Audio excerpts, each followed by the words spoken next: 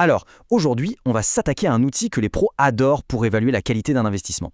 Parce qu'il ne s'agit pas seulement de savoir combien on gagne, mais surtout comment on le gagne. Et ça, c'est toute la différence entre un coup de chance et une vraie stratégie. Prenons un cas concret. Un investisseur fait 20% en étant scotché à ses écrans complètement stressé. Un autre fait 12%, mais en toute tranquillité. Alors qui est le meilleur des deux? Intuitivement, on se dit 20% c'est plus. Mais la vraie question c'est à quel prix? Et cette question est au cœur de tout. Et voilà le piège dans lequel on tombe tous au début. On est obnubilé par le gain final. C'est un peu comme acheter une voiture en regardant juste sa vitesse maximale sans jamais vérifier ses freins ou sa tenue de route. On passe à côté du facteur le plus important, le risque. Les professionnels, eux, ont une approche complètement différente. La question qu'ils se posent, ce n'est pas seulement combien ça peut rapporter, c'est plutôt combien ça rapporte pour chaque dose de risque que je prends. On parle de rendement ajusté au risque, et croyez-moi, ça change absolument toute la perspective. Et l'outil pour faire ça, le voilà, le fameux ratio de Sharpe. Il a été inventé dans les années 60 par un prix Nobel, William F. Sharpe, et son but est aussi simple que génial, mettre un chiffre sur la qualité réelle d'un rendement. J'adore cette phrase, elle résume tout parfaitement. Elle transforme un concept financier qui peut paraître abstrait en quelque chose de très concret, de très humain. Chaque investissement, c'est une dose de stress, de volatilité. Le ratio de Sharpe, lui, il nous dit simplement si le jeu en vaut la chandelle, si la récompense est à la hauteur de ce stress. Bon, alors comment ça marche ce truc? On va regarder sous le capot, vous allez voir, c'est beaucoup plus simple que ça en a l'air. Le calcul se fait en 3 petites étapes. D'abord, on prend le rendement de l'investissement, le chiffre brut. Ensuite, on lui retire ce qu'on aurait pu gagner sans prendre absolument aucun risque, par exemple avec une obligation d'État.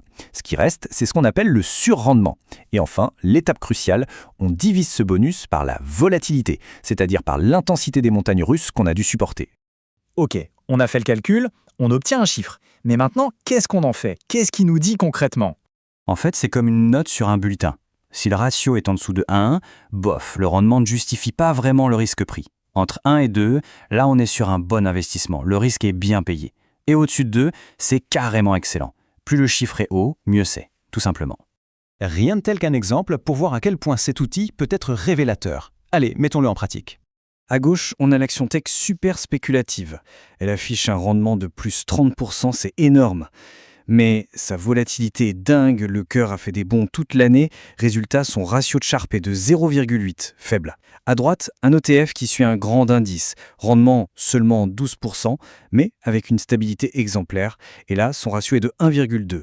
Et c'est là que tout s'éclaire. Même si l'ETF a rapporté presque 3 fois moins en chiffre brut, il est mathématiquement le meilleur investissement des deux.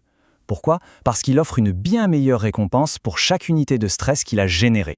Alors, au bout du compte, quelle est la grande leçon à retenir de tout ça?